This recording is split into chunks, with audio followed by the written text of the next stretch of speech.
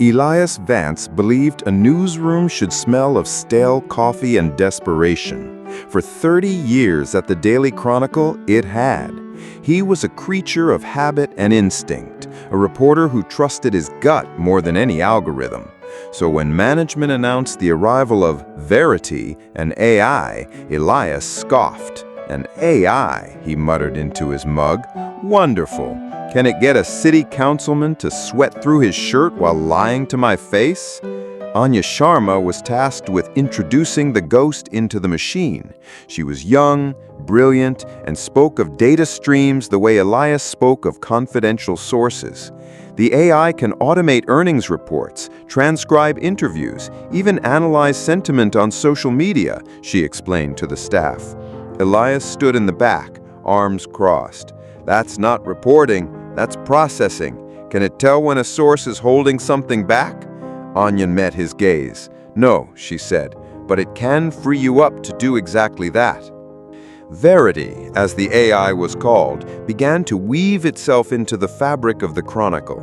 High school sports recaps appeared on the website, flawlessly written moments after the games ended. Hours-long public hearings were transcribed and summarized before the council members had even gotten home. The younger reporters were thrilled, marveling at the efficiency. Elias watched, unconvinced, seeing only the sterile output, devoid of the human nuance he cherished. Elias was drowning. His investigation into a massive city rezoning deal was stalled by a mountain of digital paperwork, contracts, emails, and financial disclosures. He knew the truth was buried in there, a single corrupt thread in a tangled mess. But every 8-hour day he spent sifting through PDFs was a day he wasn't talking to people, chasing down whispers, and doing the real work of a reporter. The deadline loomed, a storm cloud on the horizon. Anya found him staring blankly at his monitor, the picture of defeat. "I've seen the public data set for the rezoning deal," she said softly. "Let the AI look at it. Verity can cross-reference every payment, every name, every date in minutes." Elias recoiled. "I don't use robot assistants. Think of it as a junior researcher, one that never sleeps or gets bored."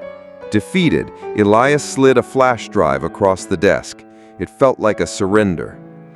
The next morning, Anya placed a single sheet of paper on his desk. On it was a list of transactions flagged by the AI.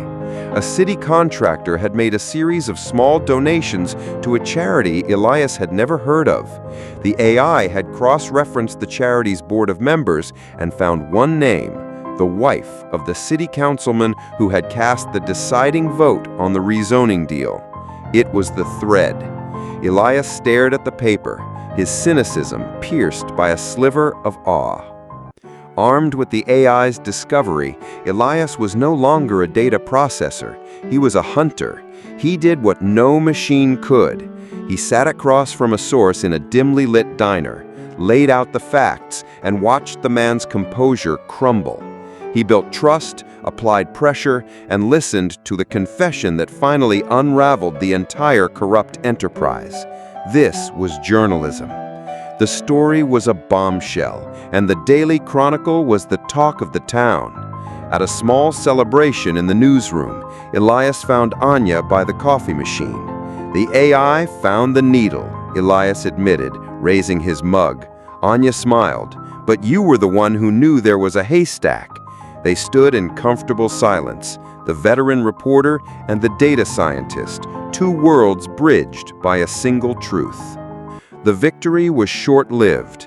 A deepfake video of the mayor confessing to everything appeared online, threatening to derail the official investigation.